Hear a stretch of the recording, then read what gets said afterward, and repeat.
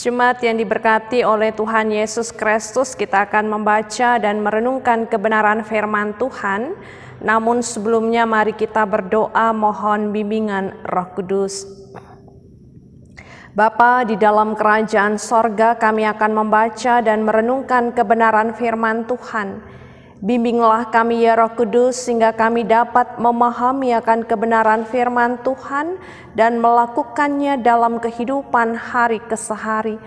Diamkanlah semua suara dalam hati kami, jauhkanlah pikiran yang mengembara kian kemari, dan berfirmanlah ya Tuhan karena kami telah sedia untuk mendengarkannya.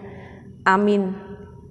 Dipersilakan berdiri dan mari kita membuka Alkitab pada kitab Amsal pasal 3 ayat 13 hingga 20. Kitab Amsal pasal 3 ayat 13 hingga 20 yang menyatakan, berbahagialah orang yang mendapat hikmat, orang yang memperoleh kepandaian, karena keuntungannya melebihi keuntungan perak dan hasilnya melebihi emas.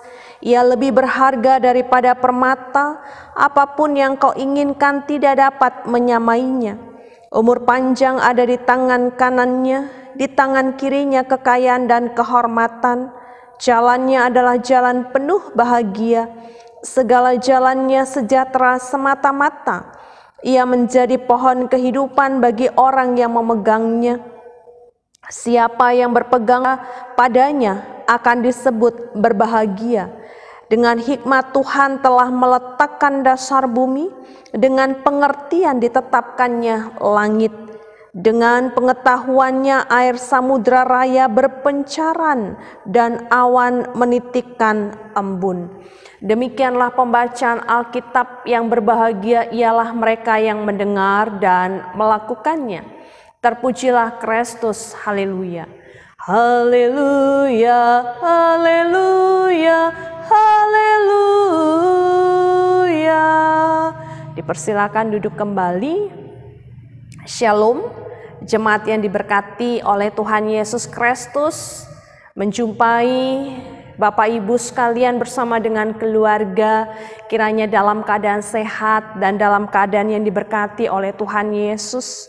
Di minggu ke-13 sesudah Pentakosta saat ini, tema renungan kita menyapa kita dengan tema spiritualitas era digital.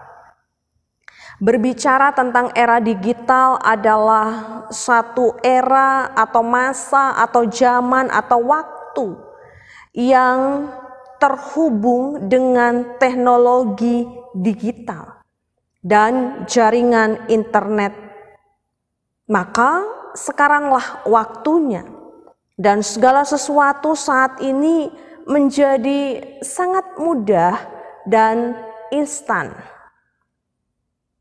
Persoalannya, apakah era digital ini sudah mendatangkan kebaikan dalam hidup dan spiritualitas atau iman kita, sehingga bisa menjadi berkat bagi sesama dan terlebih memuliakan nama Tuhan. Jemaat yang diberkati oleh Tuhan Yesus Kristus, pandemi COVID-19 hingga sampai pada saat ini masih menjadi pergumulan bersama. Bahkan yang masih tetap mengharuskan kita untuk ada di dalam rumah kita masing-masing. Tetapi justru kehidupan dari dalam rumah, kita bisa menjangkau segala sesuatunya dengan sangat cepat dan mudah melalui sarana teknologi digital.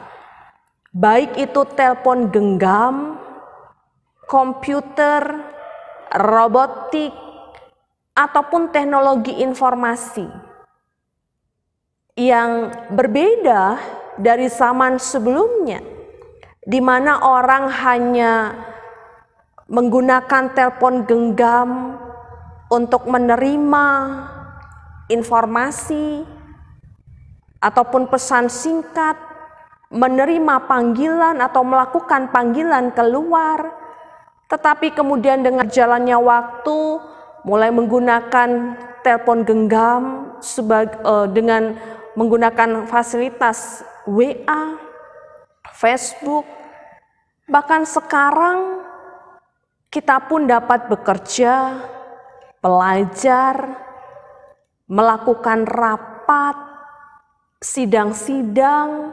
diskusi, webinar, berjualan, reuni, dan masih banyak hal lainnya yang dapat kita lakukan melalui teknologi digital. Bagaimana sekarang manusia berusaha untuk belajar, menggali, dan mengikuti teknologi digital ini. Sehingga ada istilah-istilah baru, Zoom meeting, webinar, dan hal-hal lain. Tetapi di satu sisi jemaat yang diberkati oleh Tuhan Yesus Kristus, teknologi digital ini juga membawa dampak yang negatif, karena dalam satu ruang dan kesempatan yang sama, orang menjadi tidak dapat bertanggung jawab di dalam menggunakan teknologi digital ini. Ruang tersebut dipakai sebagai sarana untuk penyebaran penipuan, penyebaran berita bohong, tindakan-tindakan amoral, dan hal-hal tidak terpuji lainnya yang seringkali menyakiti hati sesama dan bahkan terlebih kehidupan Tuhan Sang Pencipta. Oleh karena itu, firman Tuhan di pagi hari ini menyapa kembali akan kehidupan beriman kita, bagaimana selaku orang percaya di tengah-tengah era digital ini untuk dapat menyikapi dan menggunakan teknologi digital dengan baik. Bagaimana spiritualitas kehidupan kita sebagai orang percaya di sana dituntut untuk bisa menyikapinya secara baik dan benar. Kitab Amsal menyapa kita pada saat ini. Tema yang terangkat melalui kitab Amsal adalah tentang hikmat. Dan di dalam pasal 9 ayatnya yang ke-10 di sana menyatakan bahwa permulaan hikmat adalah takut akan Tuhan dan mengenal Yang Maha Kudus adalah pengertian. Jadi berbicara tentang hikmat tidak diperoleh melalui kepandaian seseorang, tetapi hikmat diperoleh melalui iman dan rasa takut atau hormat kepada Tuhan, serta pengenalan yang benar terhadap Yang Maha Kudus. Maka di sana seseorang akan mendapatkan pengertian. Oleh karena itu, dengan demikian maka orang-orang yang senantiasa hidup di dalam iman dan rasa hormat kepada Tuhan adalah orang-orang yang juga memiliki hikmat. Orang-orang yang demikian adalah orang-orang yang dikatakan berbahagia, orang-orang yang diberkati, ya.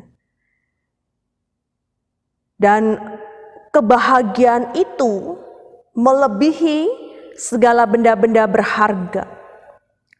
Keuntungannya melebihi keuntungan baik perak, emas, bahkan permata. Dan dikatakan tidak dapat menyamai akan hikmat itu. Dan bahkan kedua tangan orang tersebut yang memiliki hikmat dalam hidupnya akan menghasilkan keselamatan dan juga kehormatan. Pada ayatnya yang ke-15, jalan hidupnya adalah jalan yang penuh bahagia dan kesejahteraan. Dan hidup orang berhikmat, karena hikmat yang berasal daripada Tuhan, dia akan menjadi pohon kehidupan bagi orang yang memegangnya. Dia akan menjadi berkat bagi banyak orang. Bahkan orang-orang yang bekerja sama dengannya juga akan mendapatkan berkat dalam hidupnya.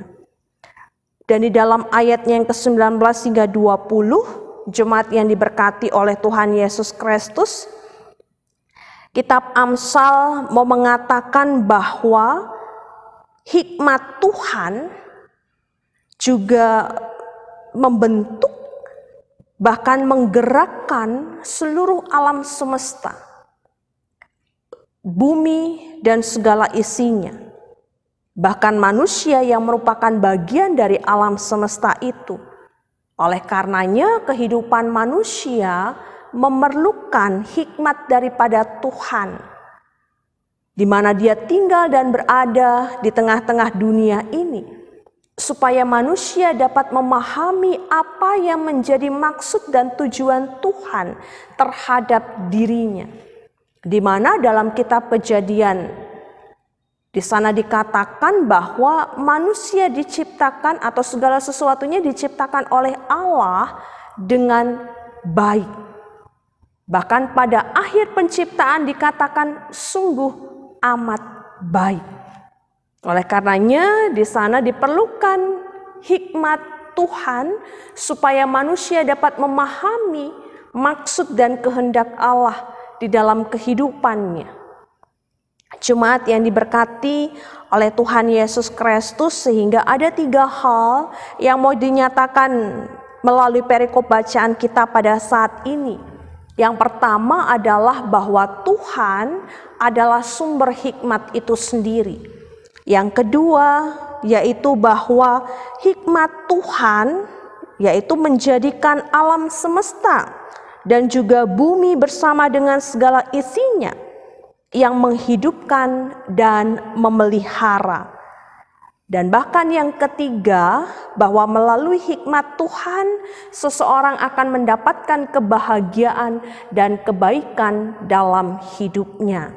Oleh karena itu, melalui firman Tuhan pada saat ini, di dalam kita memasuki minggu ke-13, mengingatkan kepada kita sebagai orang percaya supaya harus tetap terhubung dengan Allah melalui Yesus Kristus, sehingga kehidupan kita, bahkan seluruh kehidupan kita terhindar dari krisis mental atau pikiran dan juga krisis spiritual atau hati. Tetapi kehidupan orang percaya yang senantiasa terhubung dengan Allah Sang Pencipta melalui Yesus Kristus, maka di sana akan memiliki spiritualitas yang kokoh, akan menjadi kehidupan orang percaya yang dipenuhi dengan hikmat yang asalnya daripada Allah untuk mengelola ruang-ruang digital sebagai sarana untuk memuliakan nama Allah, dan bukan sebagai media yang menginformasikan segala berita-berita sampah, ya, kehidupan yang mendatangkan ketidakbahagiaan dalam kehidupan sesama. Tetapi kiranya dengan kehidupan yang terhubung kepada Allah, spiritualitas yang baik dan benar, maka dalam ruang online, ruang-ruang teknologi digital, dialah atau Yesus yang harus semakin besar dan kita harus semakin kecil. Pada Yohanes 3 ayat 30.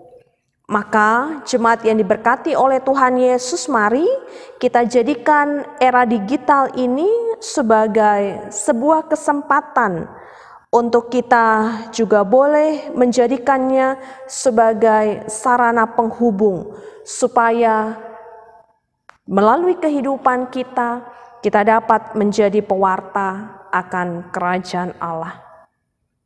Allah harus berkuasa di dalam ruang online. Kiranya Tuhan akan menolong dan memberkati kita melalui firman-Nya.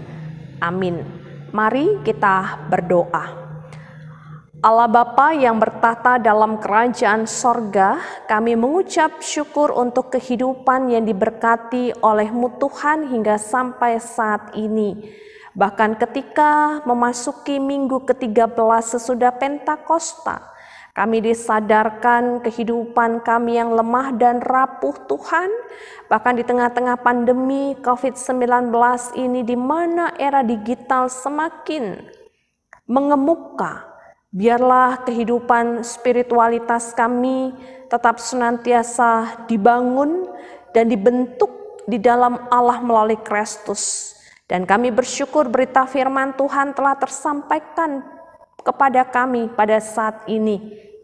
Biarlah dalam hikmat Tuhan kami dapat menggunakan teknologi digital dengan sebaik-baiknya, menyaring segala informasi dengan baik dan benar, dan biarlah Allah yang bertahta berkuasa di tengah-tengah ruang-ruang digital, sehingga melalui sarana prasarana yang kami gunakan, di sana kehidupan kami boleh tertata dan segala kebaikan Allah boleh dinyatakan melalui apa yang kami lakukan. Terima kasih Bapa, sempurnakan firman Tuhan, biarlah kehidupan kami dipenuhi dengan kebahagiaan dan kebaikan yang asalnya daripada Tuhan, dan spiritualitas kami tidak bergeser dengan segala kecanggihan teknologi yang ada.